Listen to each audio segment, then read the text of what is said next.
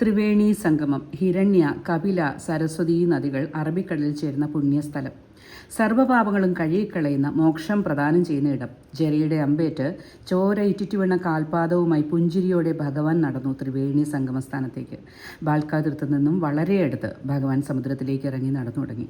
കുറച്ച് ദൂരത്തായുള്ള സംഗമസ്ഥാനം. പവിത്രമായ പുണ്യമായ ഈ ജലത്തിൽ ഭഗവാൻ സ്നാനം ചെയ്തു. ഭഗവാന്റെ മുറിവേറ്റ പാദത്തിൽ നിന്ന് രക്തം ഈ ജലത്തിലേക്ക് പവിത്രത വർദ്ധിപ്പിച്ച് ഭക്തർക്ക് മോക്ഷം നൽകുന്ന പുണ്യജലം. ഭഗവാന്റെ സ്വർഗാരോഹണത്തിന് മുന്നേ ഭഗവാന്റെ സ്പർശനമേൽക്കാൻ ഭാഗ്യം സിദ്ധിച്ച നദികൾ. ദ്വാപരയുഗത്തിലെ നാഥൻ്റെ പാദസ്പർശനത്താൽ ഭാഗ്യം സിദ്ധിച്ച വീതികൾ. ഭാൽക്ക തീർത്ഥ മുതൽ ത്രിവേണി സംഗമസ്ഥാനം വരെ.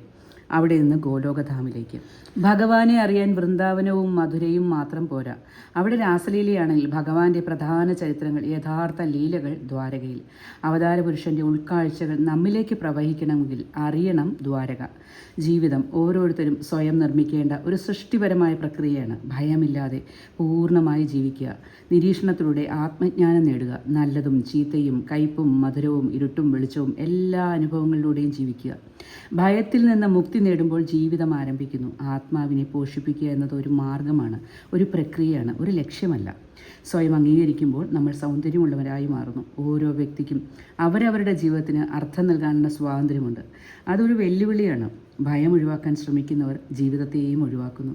ഗാന്ധാരിയുടെ ശാപത്തിനിപ്പുറം 36 വർഷക്കാലവും ജീവിതം എങ്ങനെ ജീവിക്കണമെന്ന് കാണിച്ചു തന്ന മാർഗപുരുഷൻ. പോകാം ഇനി ഗോലോകധാമിലേക്ക്.